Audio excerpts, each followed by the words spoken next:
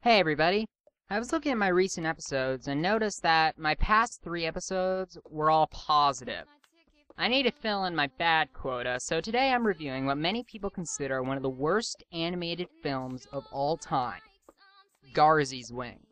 To say that this is the worst anime film I've ever seen doesn't mean much, mainly because I don't watch a lot of anime. This is the second worst animated film I've ever seen, beaten only by Tentacolino, as well as one of the worst movies I've ever seen in my life. This OAV is so fascinatingly bad that it's kind of hard to look away. You just sit there, flabbergasted at the inane incompetence on the screen. Watching Garzey's Wing made me feel like I was having a stroke. Marvel at the horror and feel lucky that you're only watching clips. This is Garzey's Wing. The worst and most constant problem in Garzey's Wing is the writing and dubbing. Imagine if you put the original Japanese dialogue through a direct translator multiple times throughout multiple different languages, messing up the cadences before finally translating it directly to English. Then imagine if you made somebody who spoke neither English nor Japanese to dub everything. That's what Garzey's Wing sounds like. Here's the very first line of the OAV. Aren't you hot with such heavy clothes? Why do you have to go back to your hometown now? You failed the college entrance exam twice now. And it only gets worse from there. I don't know if everybody was beyond inept, not trying at all, or a combination of both. One of the problems that nearly everybody has, with only a few exceptions, is this. If you took audio of somebody yelling and turned it down to talking volume, the tone of voice still sounds like yelling. That is what 90% of the voices sound like. Is there another you in your world, Lord Chris? I don't know how this happened. Was the microphone on the other end of the room? Not only does it make all the dialogue sound wrong, but also means that this OAV is home to some of the most awkward and forced laughter ever.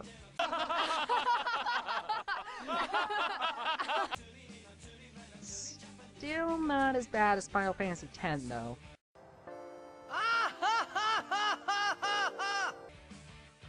There are a few characters without this problem, but most of the exceptions just have a different and worse problem. Here are the 3 worst I could find here. Number 3 is this little girl with the green hair. I think that is him. When she opens her mouth, I don't hear words. I just see a little girl in a recording booth, bored out of her skull, desperately wanting to leave. Number 2 is this fairy thing, played by a woman who is character acting as hard as she can.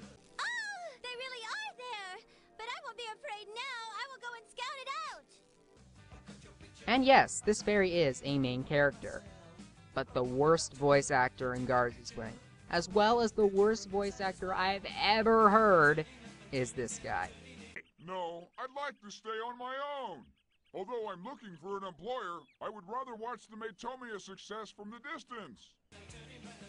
Not only does it not match, like, at all, but it doesn't even sound like a human voice. It sounds more like an alien trying and failing to mimic a human voice.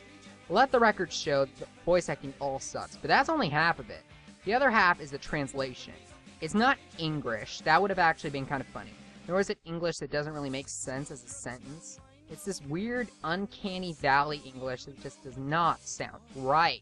There are nowhere near enough contractions, curse words at random places, and things that just get stated for no reason. Plus, the words that they make up don't sound like Japanese words. It doesn't really sound like any language, really. It is most effective to place a Duraga roll at Gabujuju. You should destroy the Matomius with the War Beast Army Corps. Overall, this isn't just obnoxious, horrible dubbing. This is an exaggerated parody of obnoxious, horrible dubbing. And it is just like this throughout the entire film. The basic plot of Garzey's Wing is that a teenager named Chris is sent to a magical world named Feiston Well to help a group of vigilantes on their journey with the power of Garzey's Wing, which gives Chris the ability to fly. On paper, the plot is fine. There's nothing inherently bad about it, and if done right, this could have been a pretty epic story. But the problem is how it's handled. The first thing to notice is how Chris is sent to Feiston Well, which makes no sense at all, and comes out of nowhere less than 2 minutes in. a giant ephemeral bird separates his soul from his body, and this is how that looks.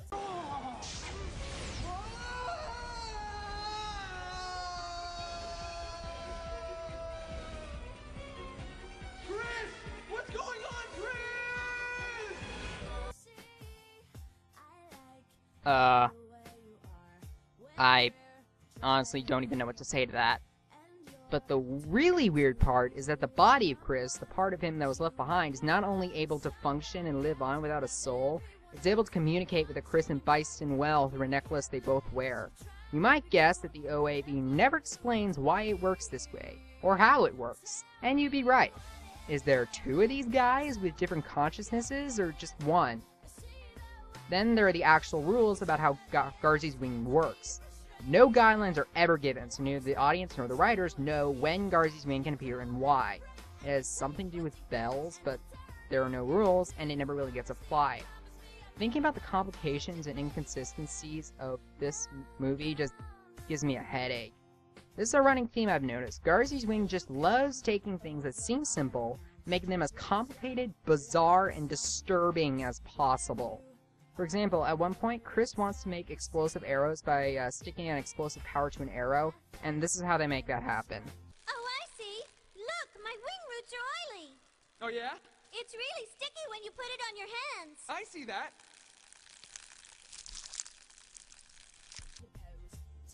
I would love to hear what they actually told the person who had to animate that. Speaking of which, the animation in this movie in general is weird. It's not bad, but it's just the way it moves. It isn't good at walking cycles, it isn't good at things moving when they collide, and it all just seems weird. Weird and off pretty much describes the direction in this movie as well. The biggest problem is that it doesn't seem to know how to effectively use a score. They use it sometimes, but not in the places where you think that it would be needed. Now, I don't know how much of that was in the original Japanese version, how much of it is just in the English version, but all it does is just make some scenes tangibly awkward.